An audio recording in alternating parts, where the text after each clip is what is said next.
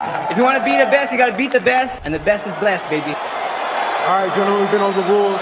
Protect yourself at all times. Follow my instructions. Keep it clean. Touch gloves if you wish. Let's do it.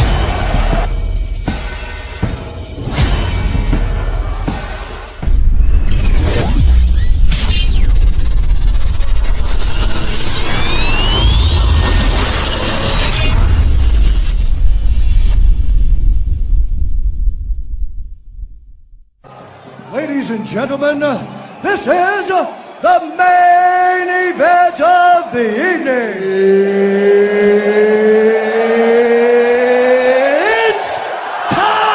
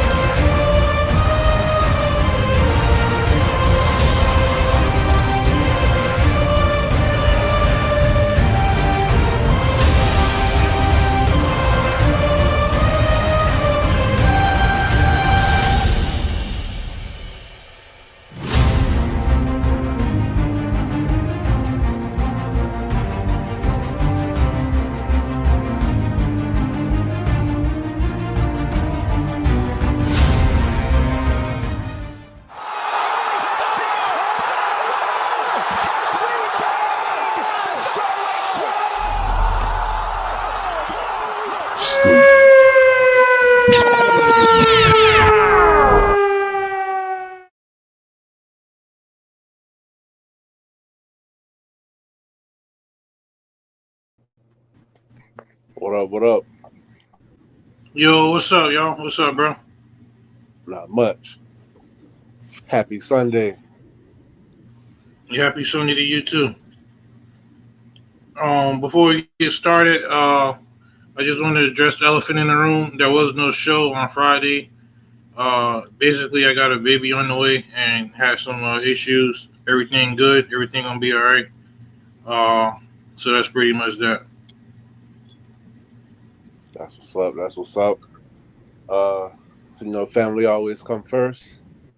So that's priority For sure. number one. Every day, all day. But with that out of the way. By the time we start again, I will probably be a father, most likely. So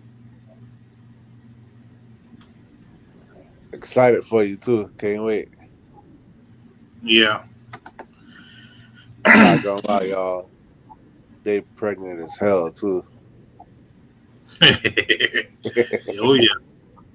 So with that out of the way, man, we are here to actually review UFC 316. Came to us live last night from New Jersey. Had 2 title fights. A lot of good action. We did send our picks to Trevor, so we'll be able to see how I still destroyed my brother, even though we didn't do the early prelims or a previous show. Since we didn't do a review show, what were your expectations for this card coming in? They were pretty high. I felt like the main card was extremely underrated on paper. I was really excited for the main card. I had a few prelims that I was excited for. I felt like it was a couple of fights though that was like, all right, I felt like one person should win, but I wanted the other person to win. It was kind of like All right, for example, the Chaos Williams fight. I'm gonna just go ahead and say it. Like, I picked Chaos Williams because he was the more known commodity, and I've seen him fight more, and I knew what he was bringing to the table. I only saw Gustafson fight one time on the Contender Series, so he was impressive, but he didn't fight like a high level opponent. So it was Did he fights get, like did it he was. get, did he get a finish or no? Yeah. Okay. So it was like 2 or 3 fights on there that were like that, where it's like somebody making a debut or somebody who is fighting the toughest opponent they've had, and you felt like the upset could be there. You get what I'm saying? All right. So that was pretty exciting in itself. All right. Cool. What about you? Um, coming in, I would have gave the card maybe a 7 out of 10, 7.5 out of 10.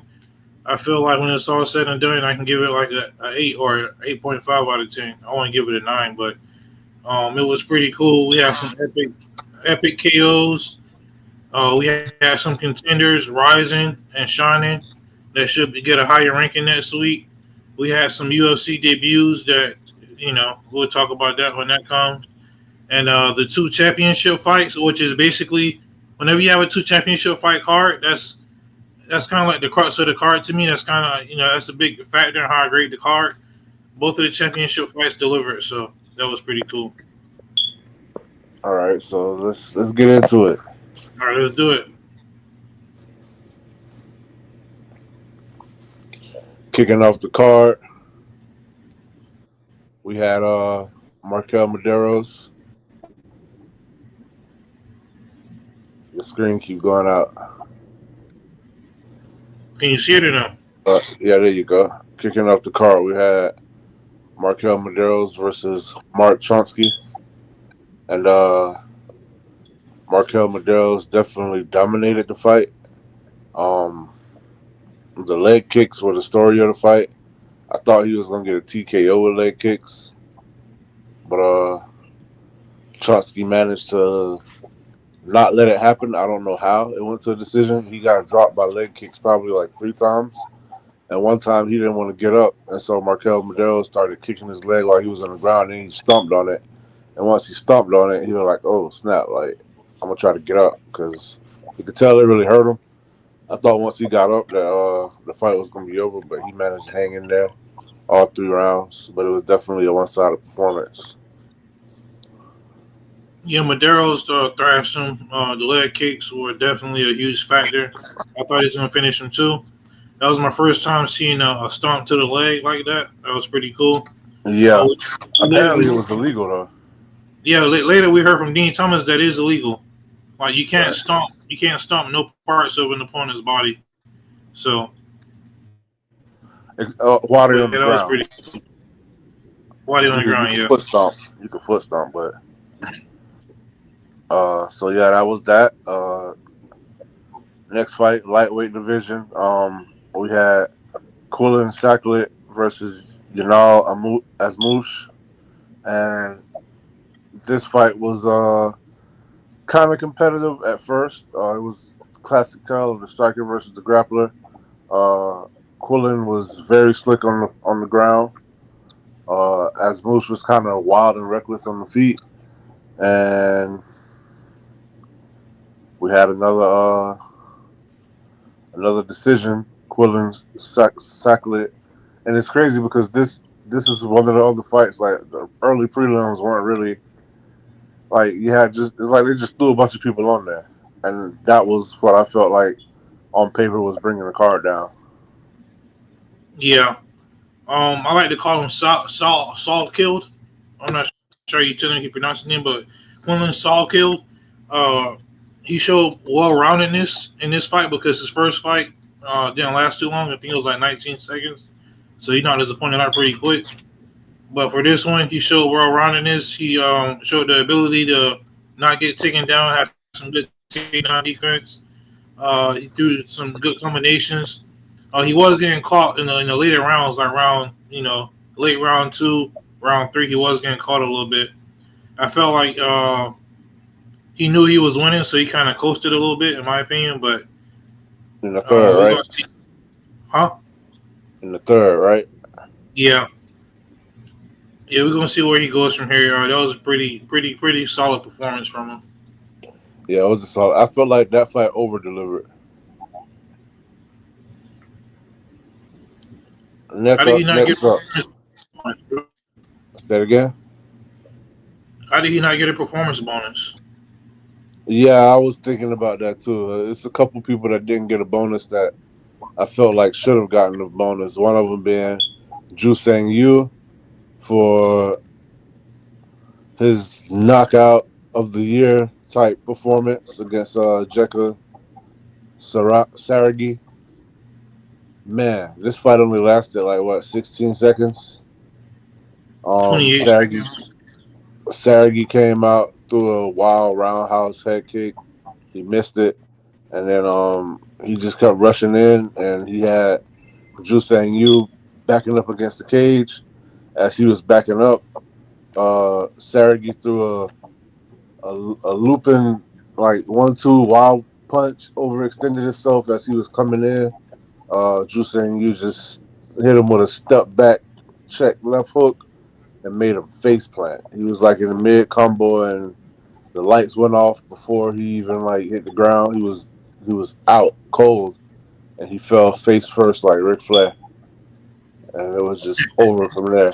They had they showed the replay 1,000 times, and I wanted to see it 1,001 times. Man, even though I like his name, Ju Sang Yu, I'm gonna call him his nickname, Korean Zombie Junior. He models himself after the Korean Zombie. You can definitely see it. He got that swag. I'm a fan of him. I would like to see. I mean, obviously we got to see more, but this is pretty impressive though. This was a la Conor McGregor and Jose Aldo the way he did that. And I'm gonna say that fight, that first fight, I put in a 5-fight parlay. I only put a few bucks on it, and I had this fight to not go the distance. I had the Quillen fight to not go the distance, and Quillen could have got him out of there a couple of times.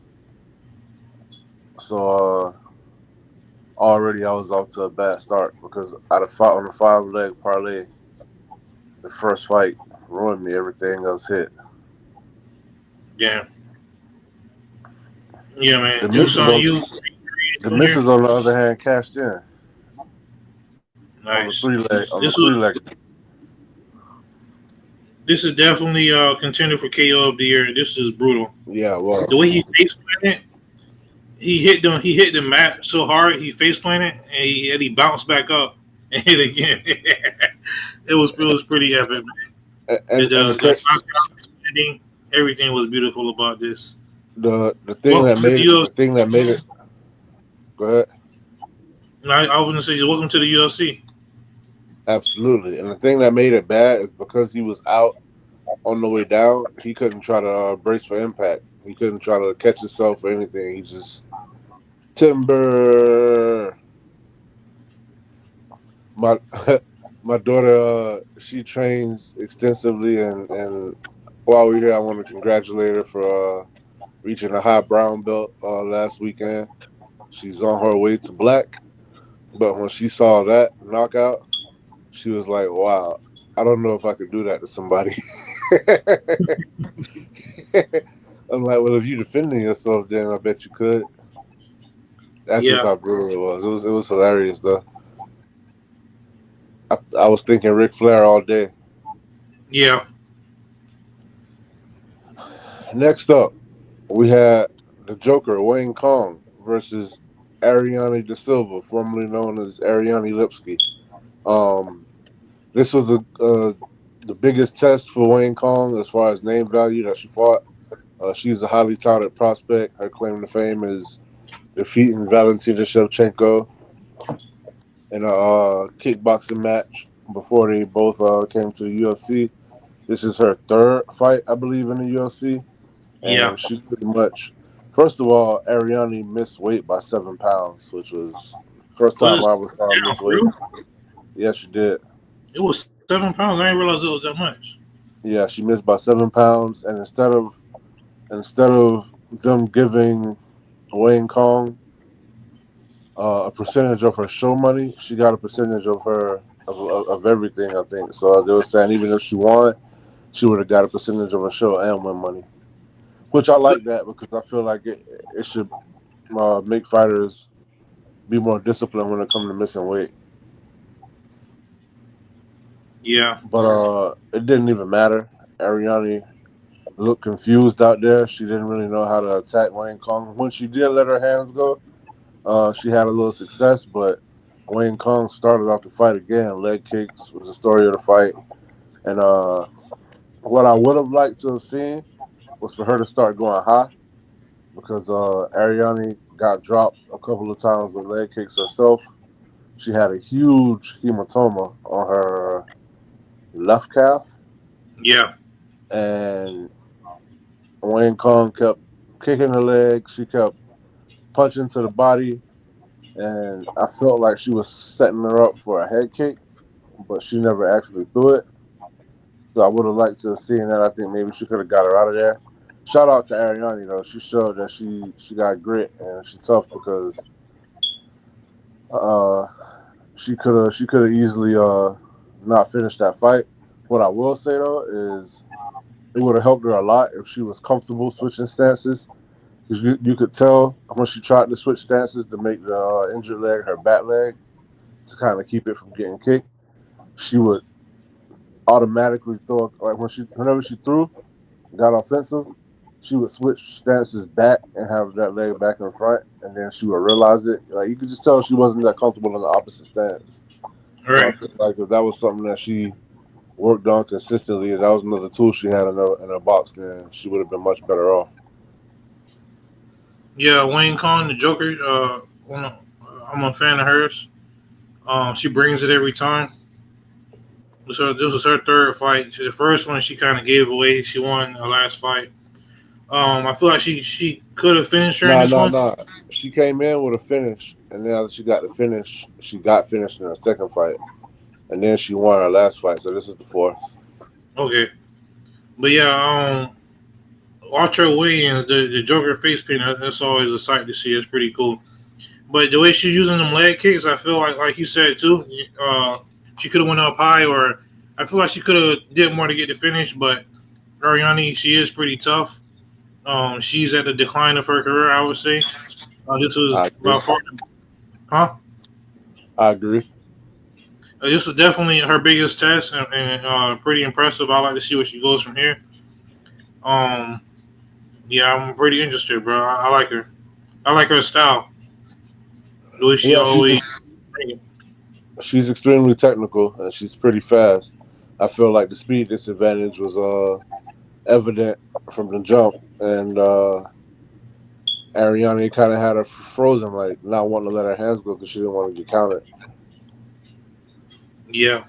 And I feel like her mistake, like she should have just tried to turn it into like a fight, because when she tried to like outskill her, it just wasn't there.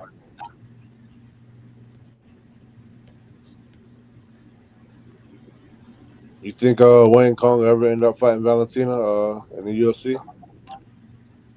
She needs more fights. I don't know if it'll align that way. Yeah, I don't think so either. That's definitely the best female division in the UFC right now, though. Yeah. Next up, we had Chaos Williams taking a short notice fight against Andreas Gustafsson. When I picked this fight, I put an asterisk by it because everything in my body, all my instincts told me go for Gustafsson because it's just his savagery.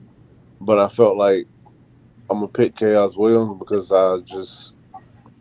I've seen more of him. I'm more familiar with him, and I'm more confident in his skill set than I was with Gustafsson after only watching one fight. And the fighter that he fought wasn't the level of Chaos. But what I would say about Chaos is he's too stiff, and I feel like when Gustafsson was just trying to maul him. He did maul him, but when they were on the feet having exchanges and Gustafson was throwing wild haymakers and Chaos Williams answered back by throwing his own wild haymakers. If he would have just started throwing straight punches down the pipe and not trying to put everything on his punches, then I feel like his cardio wouldn't abandon him as much, and he would have been able to be more successful on the feet and do more damage and get some respect from Gustafson, because Chaos Williams does hit hard, does have the knockout power. I feel like that's his best attribute. But when he was just trying to match wild shots for wild shots, I feel like he got gassed out first. And Gustafson showed that he had the bigger gas tank. And I feel like that was the biggest difference in the fight, along with Chaos taking it on 1 week notice. Meanwhile, Gustafson had been in training because he was supposed to fight Trevin Giles last week. Trevin Giles pulled out. So it's just... and even that Trevin Giles fight was a replacement fight because he was supposed to fight somebody before that. What I like about Gustafson is he said he don't watch tape. He don't know nothing about his opponents. He just he kind of lived that Viking lifestyle, and it's just I feel like he's going to be real marketable. Yeah, I'm a fan of Gustafson. I like him, even though obviously I'm a huge Chaos Williams fan just because of his name, his knockout power. But he got to evolve his game, bro. Like his last fight, he got taken down and submitted and put to sleep. This fight, he got mauled and the guy kept taking him down. You know, all he has is his chaos power. You know what I'm saying? Like he'll put you. I've seen him. He one of the few fighters I've seen start somebody with a jab. When I say start them, like the guy wasn't moving at all. You know what I mean? Right. But yeah, he gotta evolve his game more. I was disappointed in this one. I picked Gustafson because I just had a feeling, and I know Chaos. He's not a cardio warrior, and the fact that he took this fight on short notice was kind of concerning to me. And Gustafson, I've been hearing about this guy, and I just feel like he was extremely hungry. So yeah, man, this is just a bad matchup for Chaos and bad timing. Yeah, but even with a full camp, he probably still lose that fight.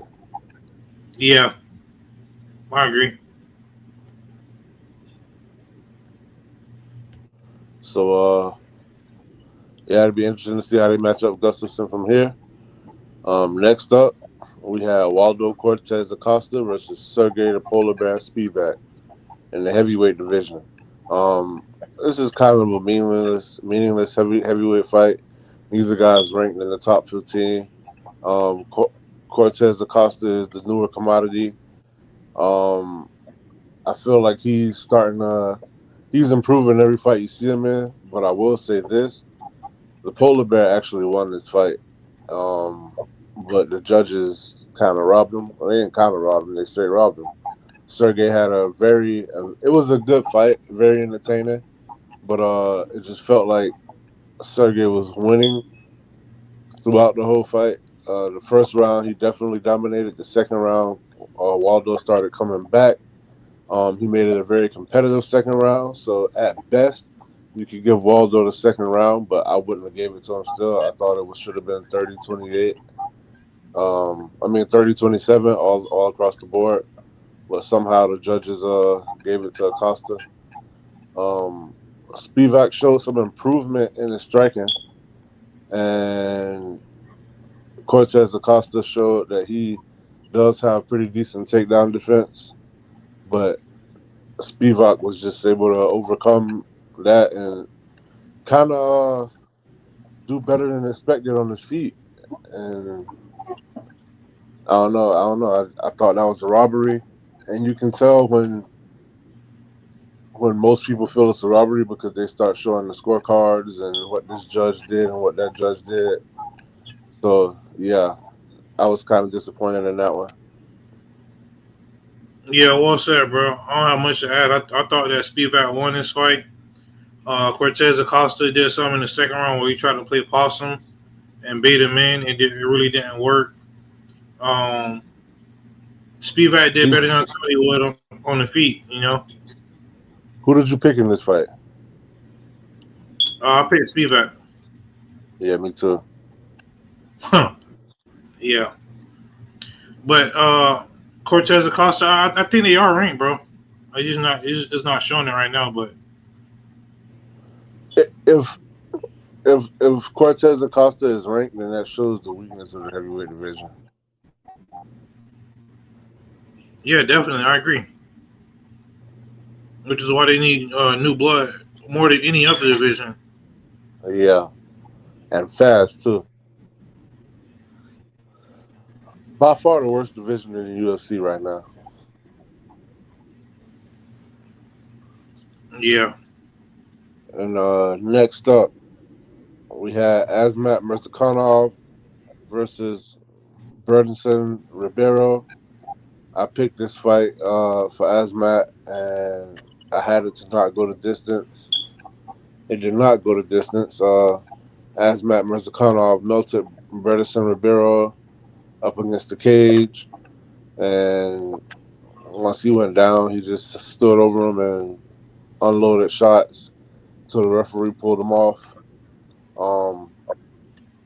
Asmat is a very dangerous light heavyweight. He's small in stature, but he's kind of thick, and he moves around very well for his size. I think his speed and his athleticism is going to carry him far in this division. I feel like people are going to underestimate him because he's a little like shorter for a light heavyweight. He kind of look like he should be a big middleweight. He look like an in-betweener, you get what I'm saying? Yeah. But, he definitely has power. He has speed. He's kind of agile for a big man. He kind of like the light heavyweight version of Tom Aspinall, except for Tom Aspinall is big. But when I say that, what I mean by that is his footwork and his movement is just it makes his size seem kind of deceptive. You don't expect him to move the way he do. So this is just a one-sided domination, and it was pretty much what I expected. Yeah, I picked Azamat too, just because Branson Ribeiro always getting finished, basically. Yeah, that's the guy who Anthony Smith choked out, right? No.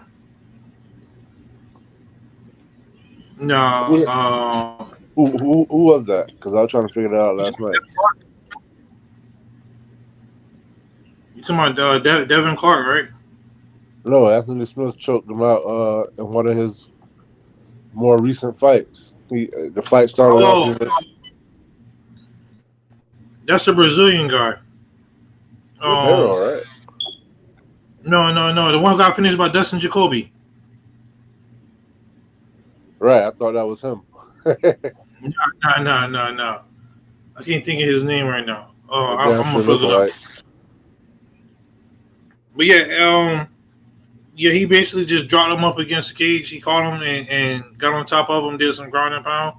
I believe that moves him to 19-0, I think. But I think he was 18-0 coming into this fight, right? Yeah, he was. Yeah, so I'm interested to see what happens with him. As far as the previous fight, bro, Spivak was ranked number 7, I think, and Cortez Acosta was number 11. Wow. Never would have guessed that. But I think a good matchup for Asmat, I would like to see him up against Khalil Roundtree. Even though I know Khalil got a fight coming up, and Khalil is way higher in the rankings, I just feel like stylistically it'd be a good matchup.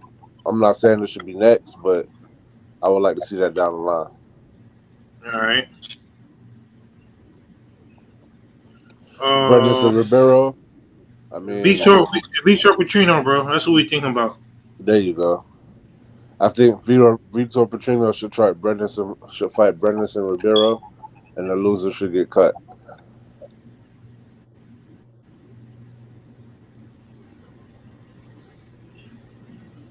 Next up, we had a flyweight bout. Bruno Silva coming off the loss against Manel Kape versus Joshua Van. I picked Joshua Van, and this is another fight. I don't know how Joshua Van didn't get a performance bonus because he just outclassed Bruno Silva the whole way through.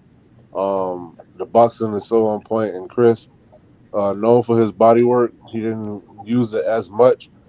Bruno Silva is more of a brawler very tough, but he on a losing streak. And in this fight, it was just strictly the skill of Joshua Van outclassed him the whole fight. Every time I'm saying Ribeiro. Every time Silva would attack, Joshua Van would do a great job of just sliding his head out of the way and catching him with the counter uppercut, counter hooks, and he was I say around the second round, like midway through the second round, Bruno Silva got a little more aggressive because he realized that if I just sit here and try to out technique this guy, it's not gonna happen. But that just got him tagged up even more. He did have some success with the leg kicks, but he got away from it. He made it a little competitive for parts of the second round, but ultimately got finished in the third. And I would say this is one of those fights where his heart and his toughness, his chin was on display. But whenever that's what's said, then it's not a good thing because I mean, ultimately that means he got his ass kicked. And that's exactly what happened. Joshua Van, I do feel like he has championship potential. He's one of those prospects that I've been enjoying watch grow. I feel like he improves every fight, and I'm looking forward to what they got for him next. Joshua Van, man, this was your night to shine. This was like his coming out party for real, bro. We always knew he was good, but this proved that he can fight for a belt in the future. You know what I'm saying? Absolutely. Bruno Silva, I don't take Bruno Silva lightly at all. And this is to take nothing away from Bruno Silva. I just feel like Joshua Van just was in that mode. You know what I mean? He dropped him probably 5 or 6 times. I lost count. I don't know, but he dropped him a lot though. This was just an epic beatdown, bro. And this made me even more of a fan. Yeah, looking forward to what's next for him. I just said, who do you think he should fight next though?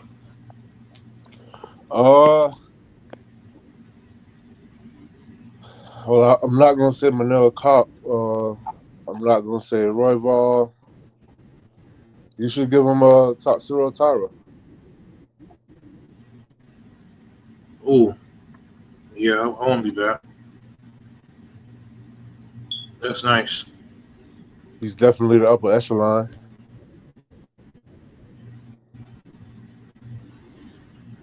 Or give him Kyle Sakura. I think either one would be fine. Or even Amir Albazi. Amir Albazi? Yeah, that'd be a good step up. I think he was ranked number 14. So obviously how about Tim Elliott? Match his skill though. I know.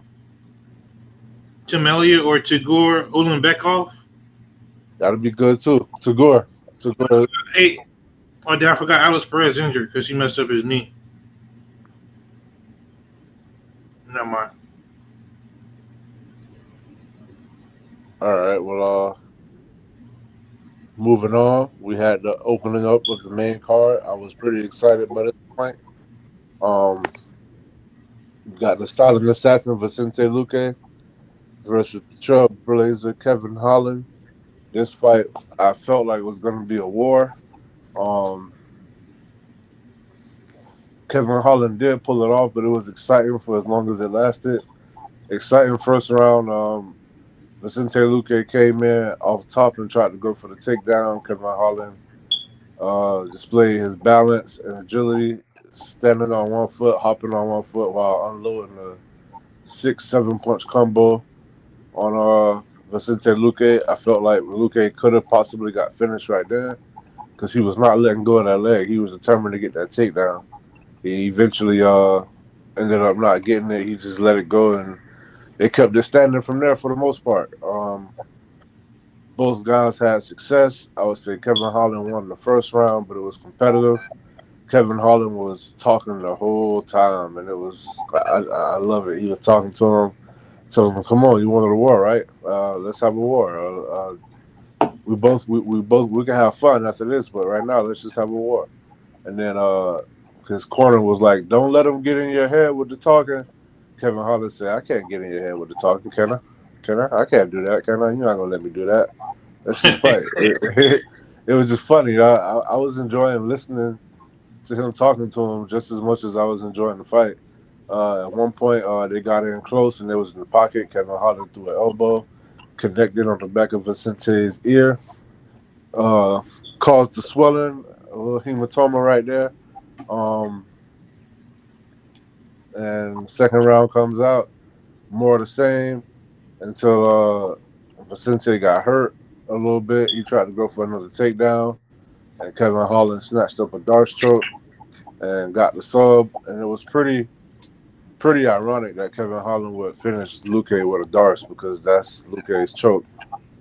So yeah, I was happy for Kevin Holland. I am a fan. I find myself not being able to bet on him because you never know which one's gonna show up.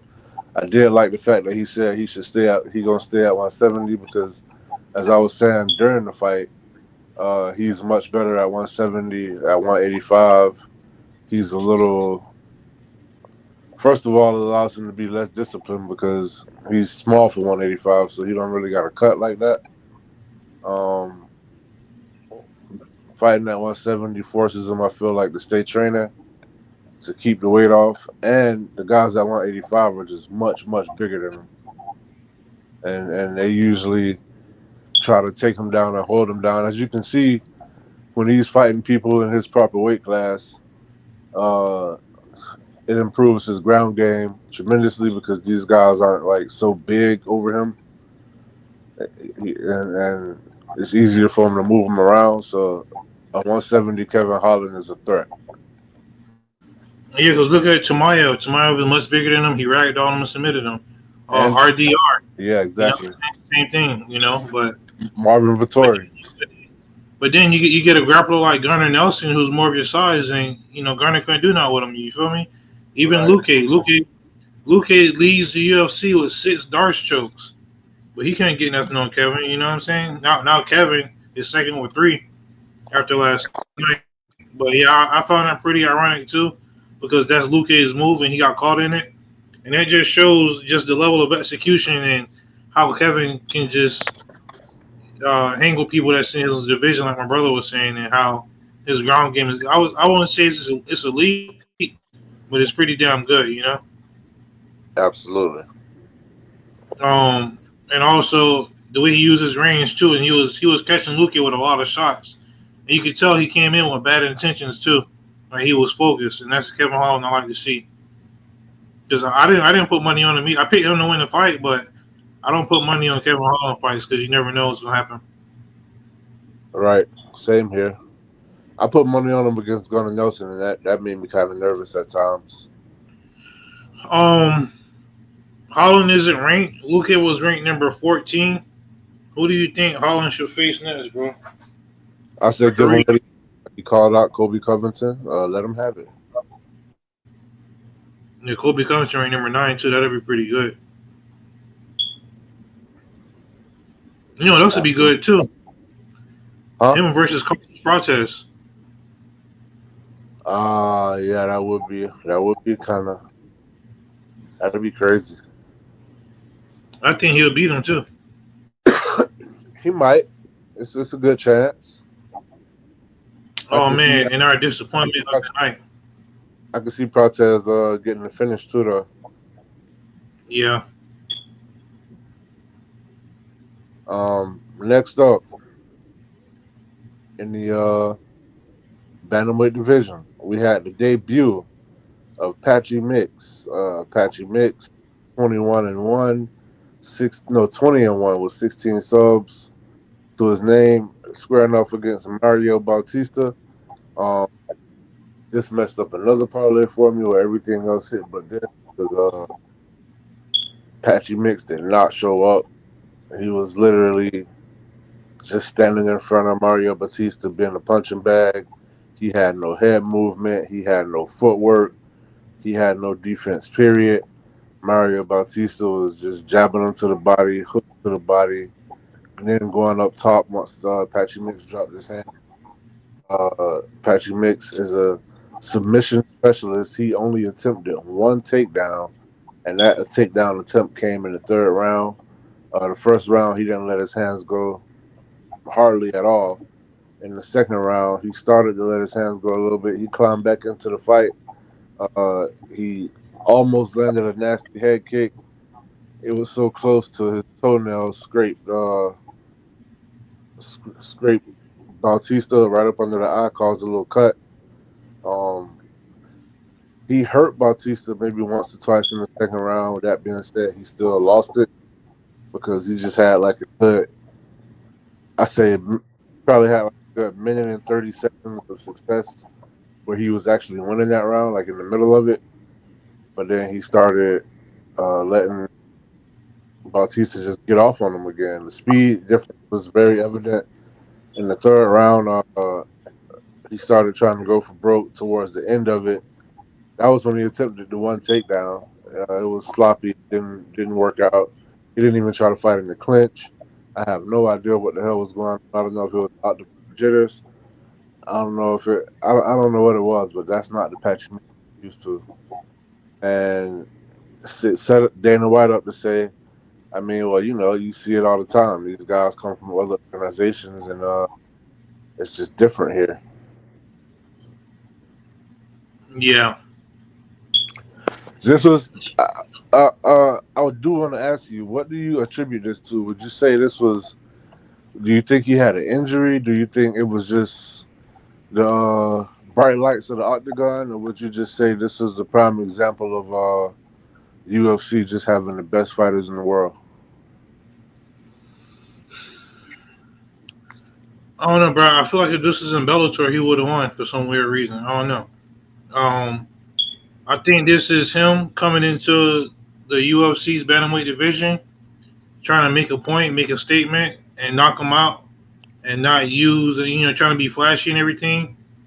Also, I feel like he underestimated Bautista. Let's keep it real. I underestimate Bautista a lot. You feel me? Every time. And also, I feel like hearing the crowd booing or whatever, he was like, "Oh, I don't want to make it boring and try to grapple and take him down. I'm gonna try to make it exciting and this, that, the other." But he was getting tagged though, and Batista kept using just like a 1-2, 1-2, 1-2, and just tagging him. You know what I mean? Because he kept waited real basic line, and he kept his set stationary. So he was there for the jabs and everything and crosses. But yeah, that's what I attribute that to. For me, I'm on reserve judgment until I see his next performance. But this is not at all what I expected out of this fight. Yeah, I was extremely disappointed. I was pretty sure he was gonna win this fight. Everybody was disappointed when everybody just was quiet. I feel like that fight kind of sucked the energy out of the crowd that we was in. I'm saying it was just like yeah, it did. Wah, wah, wah, wah. Messed up a lot of parlays. Yeah, man, had everybody looking like they just lost their puppy. Huh. So next up, I was looking forward to this fight. We had Body Bags Joe Pyfer versus Kelvin Gastelum. Definitely Piper's biggest name opponent. Kelvin Gastelum never been knocked out. I was saying before this fight, Joe Pyfer might be the first one to knock him out. He dropped him about 6 times, 3 times in the first round alone. This was definitely one-sided traffic. Kelvin Gastelum was way too small, way too short. The reach was a big problem, and he definitely got a tank head, man, because there's no way he should have been out of there like at least 4 times. He got dropped with just a straight right hand. I felt like Joe Pyfer started chasing the knockout too, and that's part of the reason why it didn't come. But he dropped him with a straight right down the pipe. He wasn't really using his lead hand. He was just mostly throwing the power shots and one shot at the time. And that being said, he still almost got the finish. I would have liked to have seen him let his hands go more, use more combinations instead of just trying to look for the one big knockout. I thought that could have been his downfall, but luckily for him, it wasn't. Um, Kevin Holland, man, I mean not Kevin Holland. Joe Piper, he caught him with a head kick, and the head kick was the one that I thought was really gonna put him out. But Kelvin Gastelum kept a game face the whole time.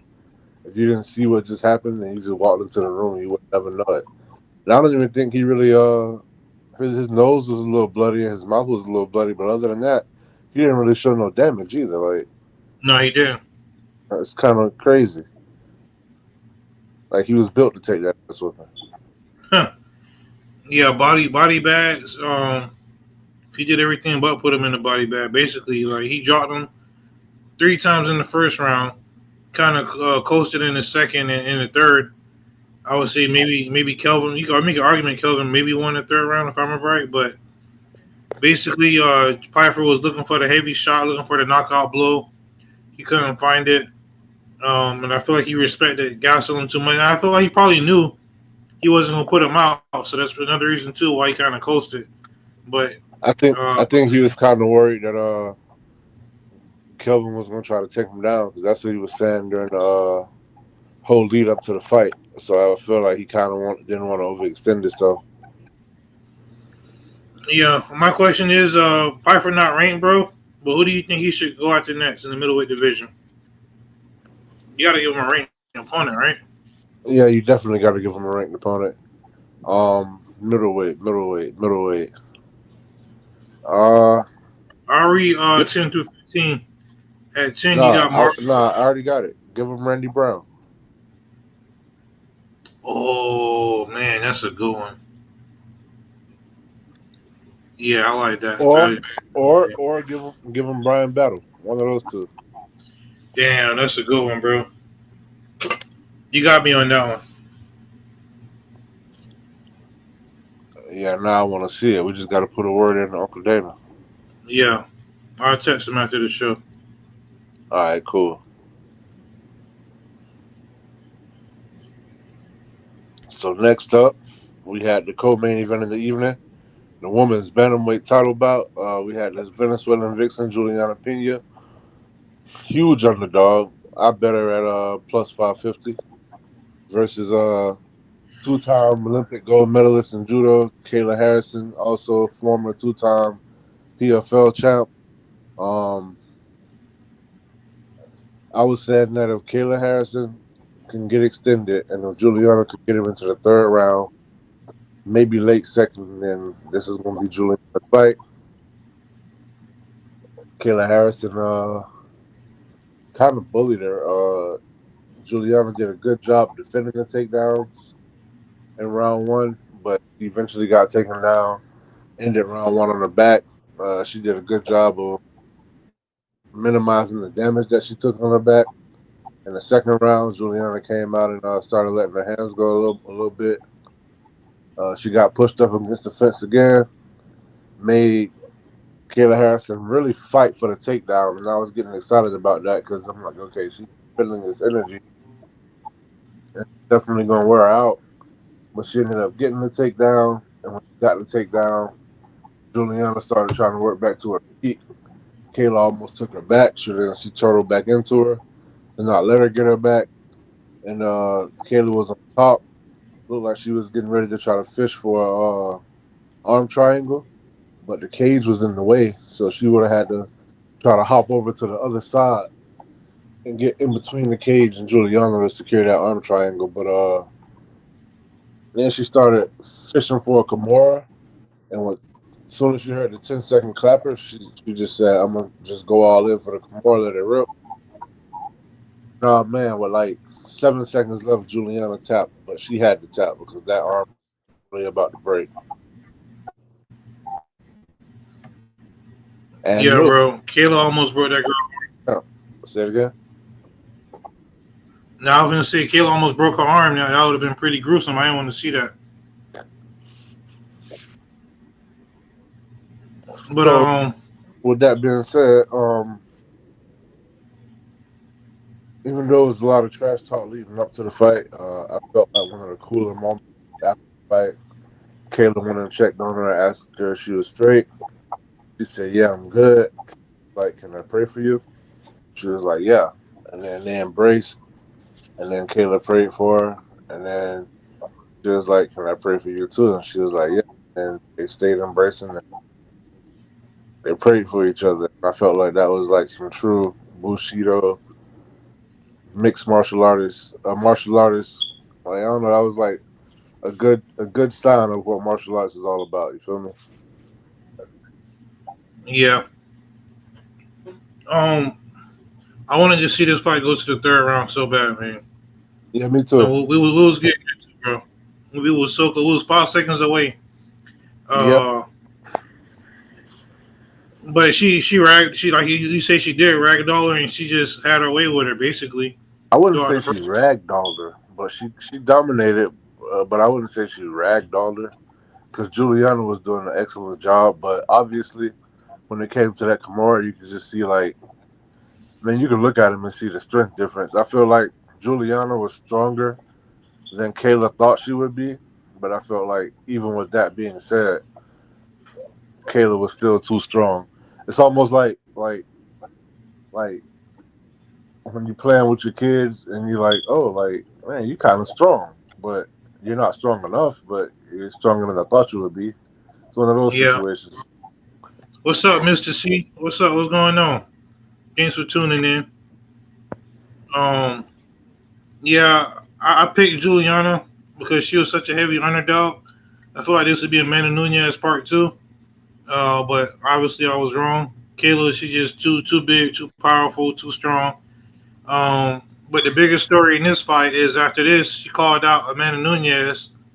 She came in the cage and they did like a little face off, and it's just a lot of story and a lot of history there. Because the thing I like about Amanda Nunez, bro, she's so real, and like what she's saying, is how she feels. You feel me? She straight up Right. said, "Yeah, I went to top team. When I was at top team, they brought her in, and as soon as they brought her in, I knew we'll fight each other one day. So eventually, I left. You know what I'm saying? And she just kept it real out, and I appreciate that. They also asked her, "Are you here to just get your belt back and leave, like a GSP kind of situation, a one and done, or a Jones Jones situation, or are you here to stay?" And she said clearly, "I'm gonna get my belt back and I'm gonna defend that thing a couple times. So I'm back for good." Uh, I like the fact that she was very candid and very, what I'm saying, like she knows what she want to do. You know what I mean? It ain't no guessing with her or nothing like that. So All right. Kayla So, Harrison versus Amanda Nunez is gonna be next, probably in later this year, probably like in December, I believe. So that should be yeah, pretty because cool. this is what I don't understand. Amanda Nunes, as of Friday, wasn't back in the testing pool. You got to be in the pool for 6 months before you actually fight. So it ain't gonna have this fight on ice for that long. Number one. Number two, if Juliana would have won, do you think Amanda would have came back and fought her? Number three, everybody's saying that Juliana and Amanda should not have had a third fight, but I strongly disagree with that because yeah, they fought twice. Yeah, Amanda kicked their ass the second time, but Juliana finished Amanda the first time. And even though Amanda kicked their ass the second time, they still won. Couldn't finish her, couldn't get her out of there. And Amanda is the one that left that fight in the wheelchair. Yeah, which I didn't notice it last night when you told me. I think either way, Amanda would have came back because she wanted her belt back and she ready to come back. I just feel like because it's Kayla she's going against, it's gonna be extra motivational for her, and she's gonna be extra hungry for her. That's it. Yeah, I told Snurp that which we kind of knew that she was coming back because Snurp said she'd been in the gym. They train at the place, and he said she'd been there more and more lately. And I've been telling. I told him after she said she was coming back, like damn, I was like he gonna be seeing a lot more of Amanda Nunes. Yeah, which is good for the sport, bro. Like, I'm happy to see her come back.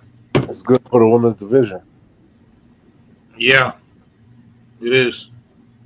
Do you think Amanda wins that fight? I don't want to say. I don't know. I don't know. Off the top of my head, I mean, I'll probably go with Amanda, but I'm gonna wait till closer to fight time to be definitive about that. I feel you 100%. Because I don't know if Kayla can take those shots, but then I don't know if Amanda can defend her off the ground. You feel me? So it's tough. But I just want to point out once again, bro, we fought Amanda in one of the biggest women's fights in MMA history. You know, once again, first it was her and Rousey, then it was her and Cyborg. You know, the Holly Holm thing wasn't as big, but she did that, and now we got her and Kayla Harrison. Trevor say, why don't these fighters just say they're taking a leave? The whole retire, unretire thing is played out. It definitely is played out, and I can't speak for all of them, but I know a lot of them when they retire, they really do feel like they're done. But it's just so addictive. Like anybody, most fighters say that once you're done fighting, it's almost like the wrestlers. Like once you're done and you like go live a normal life, and nothing can fulfill that hole, like that void. Like nothing.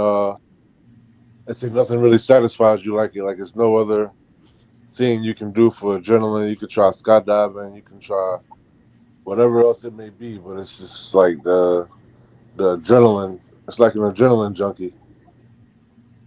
That's what I think it is. And I think some of them miss the crowd. Some of them miss being famous. Some of them just miss competing.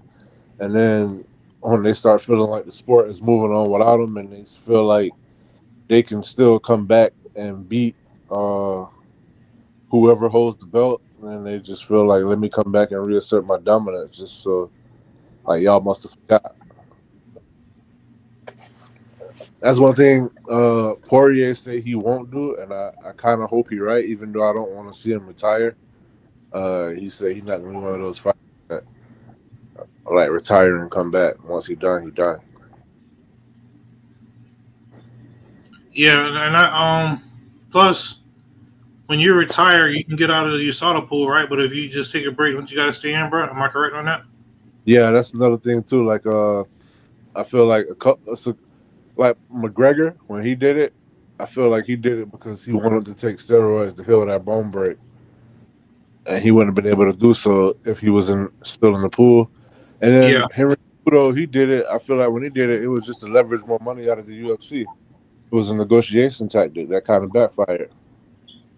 Yeah, so basically, when you're in the USADA pool, it's a lot of things you can't do. So a lot of them are retired to get out of the USADA pool so they can do, other things, use drugs and this, that, the other. And also, too, it's a real hassle because they can come to your house at any time, give you 2, 3 in the morning. You got to give them your whereabouts, let them know where you at all times. And if they come to where you say you at and you're not there, then you get violations. There's a whole bunch of BS that come behind it. So sometimes it could just be they want their freedom for a minute. Hey, Trevor says so cheap. I got it. No, it's not just that, but it's stuff like taking Tylenol or taking, everyday like vitamins and stuff like that. It's a lot of stuff that you can't take as a fighter because it may pop for a steroid or a false or whatever. You know what I mean? For example, Anderson Silva, that leg break. Chris Weidman, his leg break. Conor McGregor, his leg break. Those are the type of injuries where steroids are required to heal that injury. But if you're in a used pool, you can't take those steroids. So you can try to like just go to the non-medical way and just let it heal and take longer and whatever, or you can just say I'm retiring and then take those steroids, heal that body part up, that bone break, and then get back in the pool. But that's why you got to be in the pool for 6 months because they got to make sure you're clean for that amount of time, get all that out your system. So sometimes it's a way to gain the system. But people like TJ Dillashaw, like, yeah, he probably did it to cheat. You get what I'm saying? TJ Dillashaw. Straight up. Now, last but certainly not least, in the main event of the evening, we had Marab Destroyashvili, because that's what he does. He destroys. But now we got the machine, Marab Dvalishvili versus the Sugar Sean O'Malley. Sugar Sean O'Malley came into this fight healthy. The last time they fought, Marab took the belt from him. He tore his labrum in his hip 10 weeks before the fight, scheduled the surgery for right after the fight, went into the fight, kind of held his own a little bit. He lost the decision. This time, Sean O'Malley fully healthy, fully focused. Say he stopped Jay and the Peen. Said he stopped doing YouTube. He stopped smoking weed. He stopped doing anything that wasn't making him a better fighter. And he definitely seemed like he was way more focused. Didn't come out with a dyeing of the hair. He said he got caught up in his own character. And he was 100% more healthy and focused and ready. Marab came into the fight with a nasty break to his toe. And did even better in this fight than the last fight. His striking has definitely improved. I needed him to get 5.5 takedowns. He got 5, and on that 5th one, he got a submission. So even though Sean O'Malley was a better version of himself, Marab showed that he was a better version of himself. And what ended up happening was Marab pretty much just got the submission. And if he can add finishing ability to his skill set, then oh my God, look out. The machine. Because Marab is not known as a finisher. And the one thing that you can see clearly is that nobody, and I mean nobody, can keep up that pace. I feel like the pace was part of the problem. Never saw Sean O'Malley get tired, but I feel like if we would have made it to the 4th, we would have seen that for the first time, because the pace of that fight was so fast that even though it ended in the 3rd, it felt like it was still the 1st, maybe the 2nd. That was a fast-paced fight. Marab, he scares me sometimes the way he come lunging in, but I don't know. It's just kind of crazy how he doesn't fail to impress. Like he's one of my favorite fighters to watch fight. It's just fun to see him put the pace on people who you never saw get broken. He'll break them, and it's just chaos. It's just 100% chaos. Foot on the gas the whole time, pedal to the metal, and I don't think nobody can match his cardio or his pace or his pressure.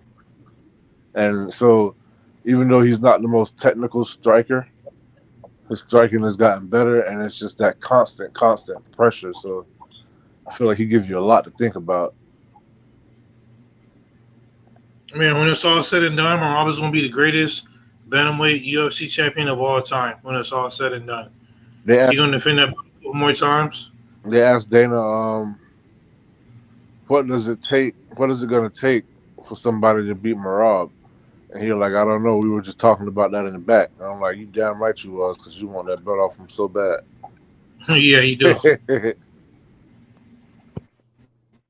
I was nobody beat Marab, bro, for a while.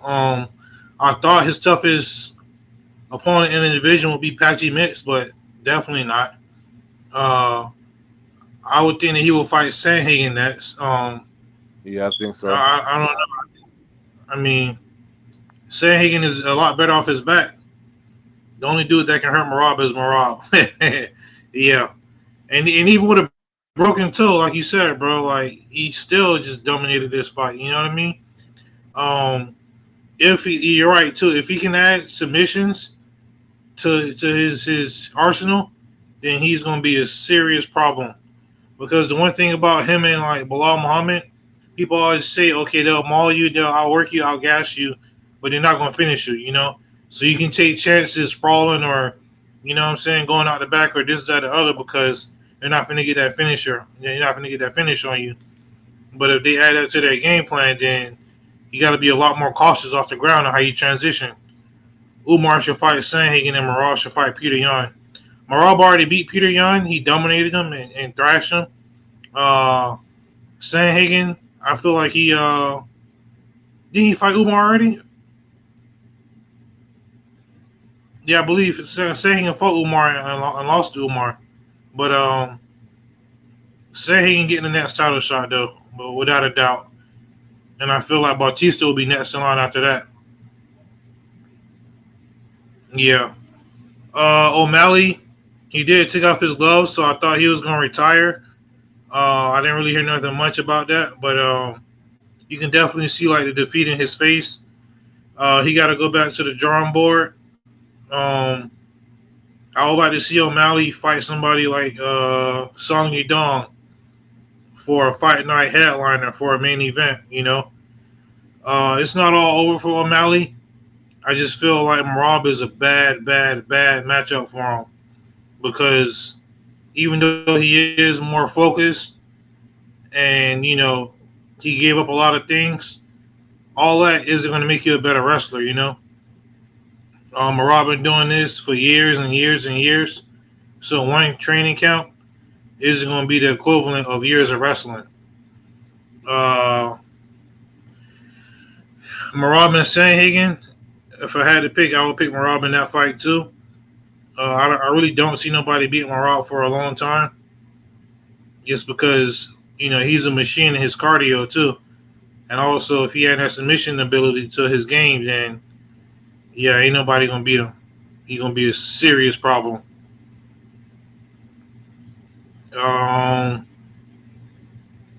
If you look at the division, he pretty much cleaned out everybody. He beat Aldo. He beat Henry Cejudo. He beat O'Malley twice. He beat Peter Yan. He beat Marlon Rice. You know. So there ain't really nobody left for him to fight except for Sandhagen. Yeah, Peter Yan number 2. Umar, he beat Umar already. Song Yudong, I don't think that'll be much of a fight, you know. So yeah.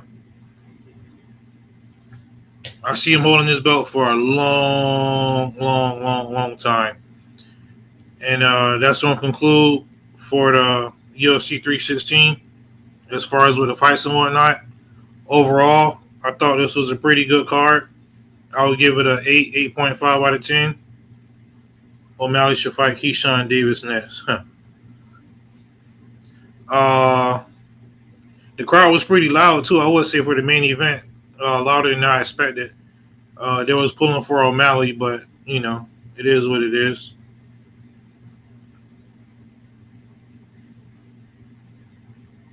And, yeah, I feel like the UFC, they definitely don't want Merab to be champ. They kind of rushed him to fight Umar. They gave O'Malley a rematch to try to get the belt up. Hey, Mr. C, if you didn't see that Sandhagen versus Umar fight, I would recommend that you go back and watch it. It was pretty good, and you can tell by watching that fight that Sandhagen definitely has a better ground game than people give him credit for. He held his own on the ground with Umar. A couple of times he had advantageous spots with Umar, and I feel like the biggest difference in that fight was the fact that Sandhagen didn't trust his ground game enough because he was too worried about getting back up. And I feel like he had Umar in some spots where he could have actually put some work in on the ground. So I feel like that gives the ability the next time he fights the wrestler to fight more freely. But yeah, I would like to see. My dream matchup is Sandhagen versus O'Malley, but that's not in the cards right now. The way things played out. So yeah, Sandhagen will probably get the next shot against Merab. There was something else you said that I wanted to touch on, but yeah, Merab should hold that belt for a while. Merab destroyed Peter Yan already. O'Malley versus Keyshawn Davis. I was kind of disappointed that Keyshawn Davis fight didn't happen this weekend. I was looking forward to it. I've been hearing a lot about Keyshawn Davis. I never actually watched him fight, but I was going to be my first time, so I had it on the agenda this weekend, and the fight fell through. Keyshawn missed weight. I don't know what that was about, but yeah, man. I was trying to figure out what Sean O'Malley hanging around with his gloves off was going to be about too, because he didn't. I thought he was going to retire. I was wondering, and I was going to say if he retired, that is some Ronda Rousey kind of bitch made shit, but he didn't do it. I don't know. We'll see what happens, what plays out. But Marab is that dude, man. I see him holding that belt for a long time. And Yeah, me too. I'll give the card like a solid 8.5. But this month, the month of June, we got a lot going on in the UFC. We got another pay-per-view coming up in about 3 weeks. Bro. Yeah. Before you do that, let's get to our awards real quick, and then we'll go over that. All right, let's go. All right, let me bring up the screen. Give me a second.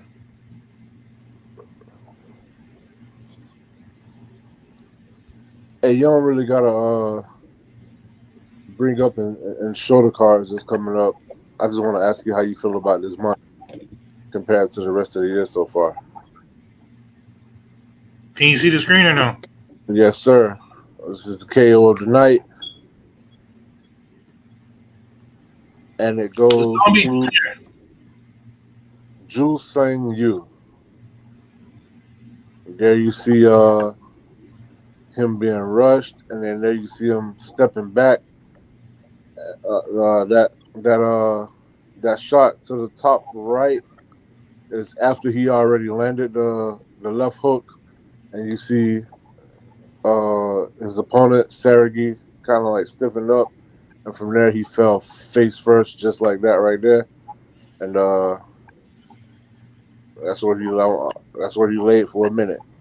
Hey, bro, if he was like 4 inches closer or 4 feet closer to the cage, I wonder how that landing would have looked. Because he would have like went into the. I wonder if his body would have stomped down or if he would have just stayed on the cage. Like, you know what I'm saying? He probably would have ended up on the side. He probably would have face planted into the cage. Probably would have got a nasty cut on his face, and then like probably would have fell to the side. Kind of like Bryce Mitchell. Bro, this is contender for KO of the year right here. It is. It definitely is.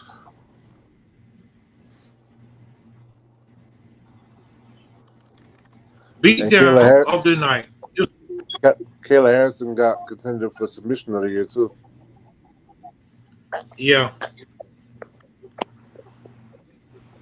This is Joshua Van, the hands from Van. Joshua Van destroying Bruno Silva. Just look at these slides. The first slide, you can see him pressuring him. That's when he called him and he was about to drop him. The second slide was another drop. The third one is a different drop. This was very impressive. One-way traffic in that one, for sure. Now, bro, I know everybody's tired of it. I'm personally tired of hearing about it, tired of talking about it. I just want something to happen. How you feel about John Jones' situation, man? Because he got all these he got the heavyweight division all messed up. I blame John Jones, but I blame Dana more. I blame the UFC more, I should say, for the simple fact of when they made this mistake, I said 1,000 times, because they feel like they need a title fight for the main event of every pay-per-view.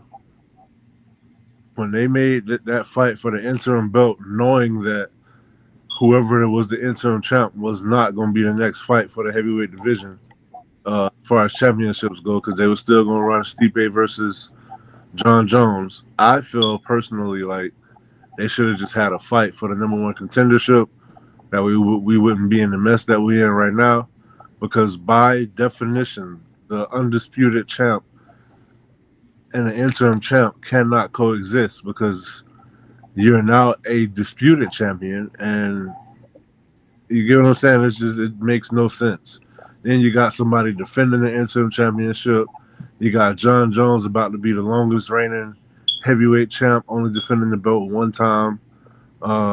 You got Tom Aspinall being the longest reigning interim champ, defending the interim belt. Then you got all the top heavyweights sitting on their hands, not wanting to take fights for the simple fact of they don't know if John Jones gonna actually fight. But if he not, they know they could be next for the title, so they don't want to take a fight and lose, and then miss out on that opportunity. And it's just making the heavyweight division, which already wasn't the most exciting division, even more boring.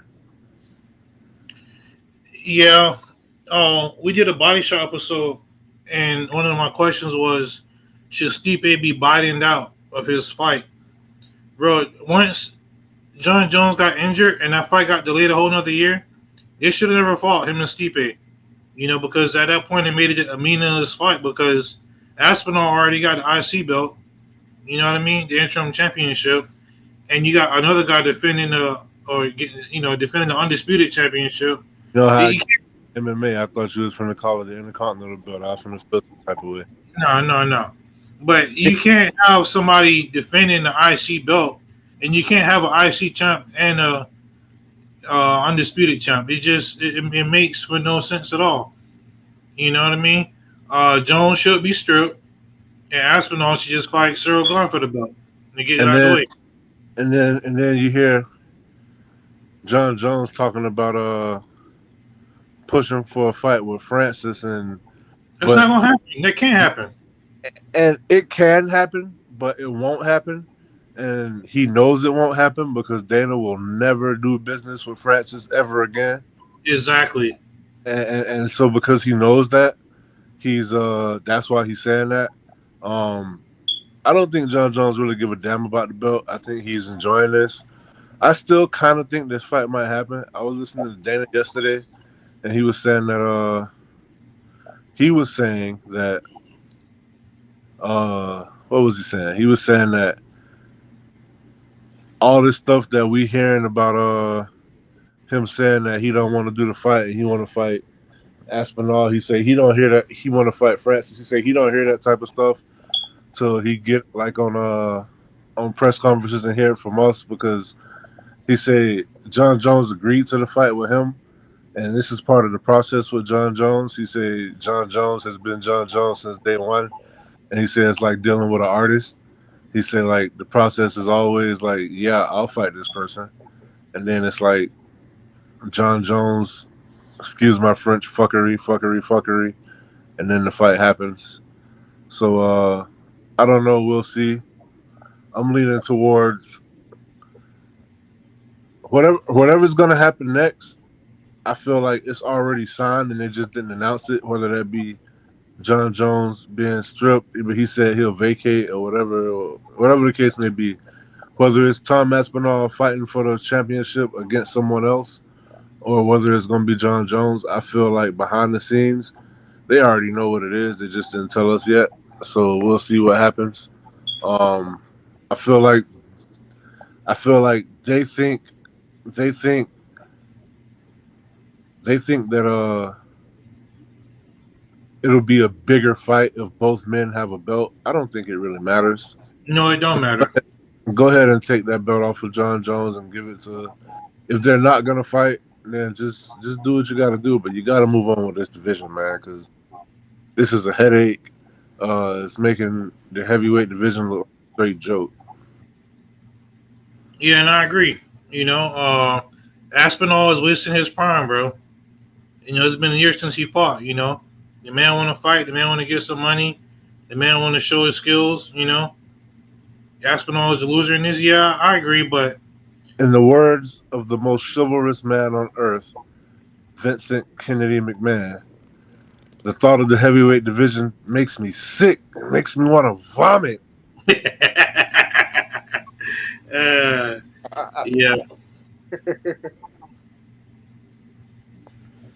So, yeah, I don't know what they got going on, man. Aspinall, I feel like he is the loser in all this. And he been on ice during the prime of his career. And even he said, I'm not chasing John Jones. I'm just chasing what he got. I want that belt. Whether I get it from him, whether he get it through paperwork or whether he get it through his next fight. I feel like that's all he really wanted at this point.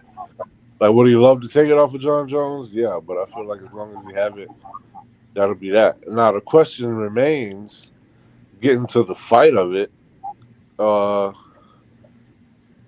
give me a percentage of what you think Aspinall's chances are of beating John Jones.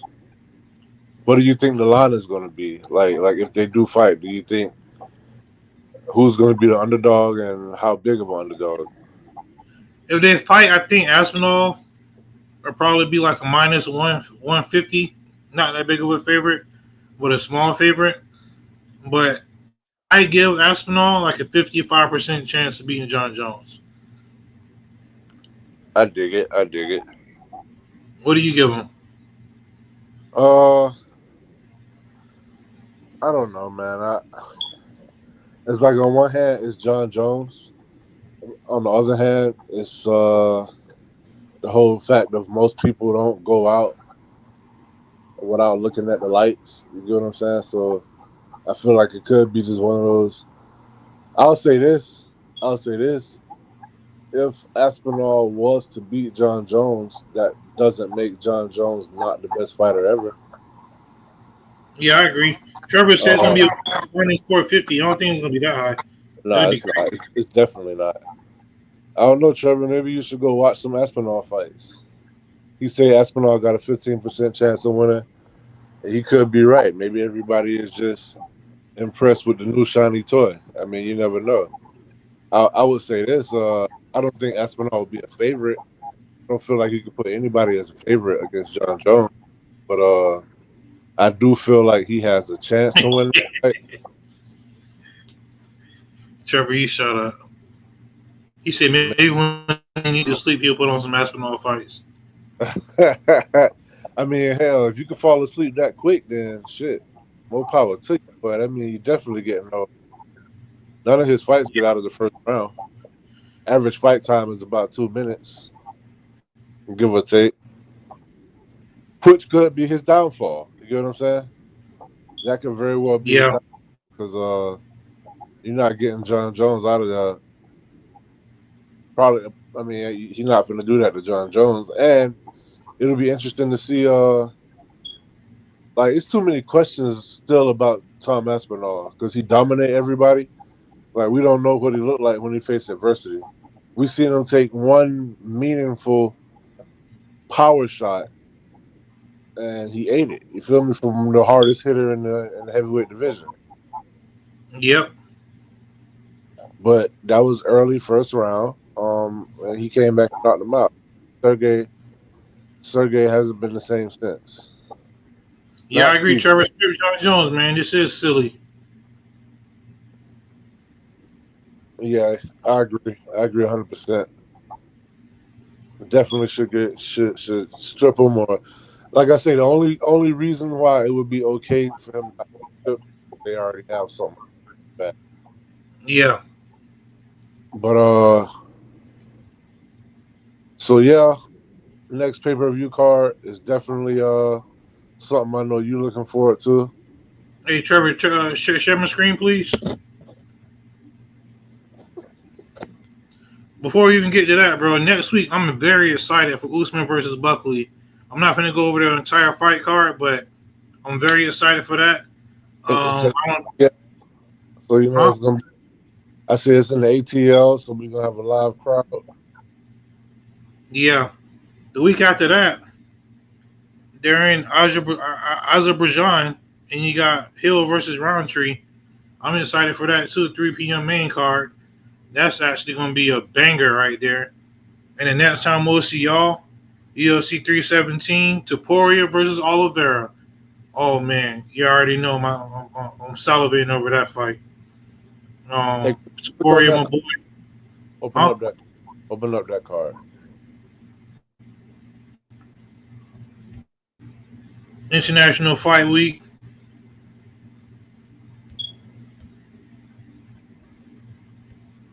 We'll start from the bottom.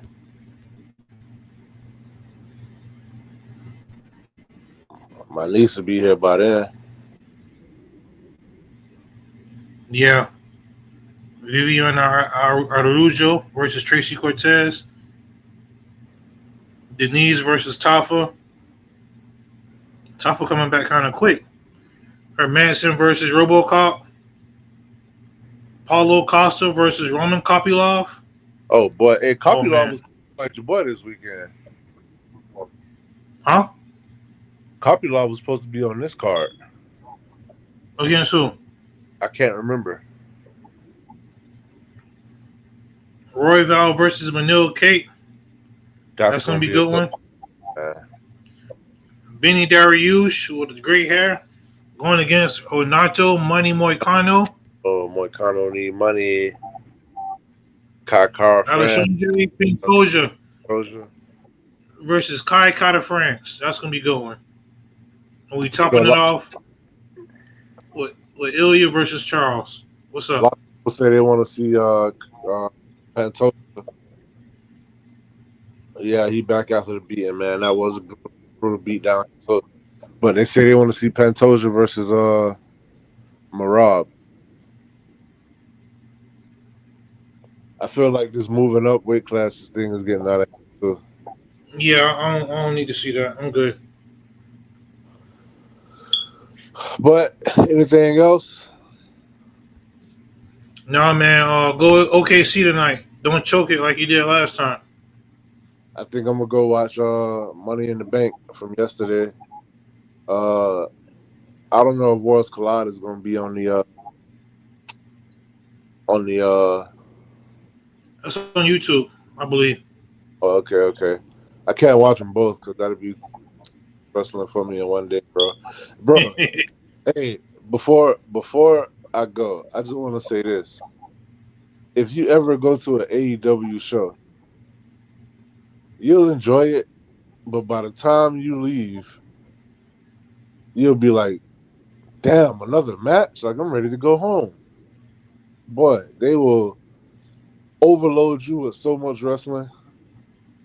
So Yeah. it's like, damn, bro, like, oh my god, like I can't even explain it. It's just I go to AEW show and then by the time I come home, like I don't want to watch wrestling for like a month because I just watch too much wrestling. Like I never bought a ticket to something and felt like it lasted too long. You get what I'm saying?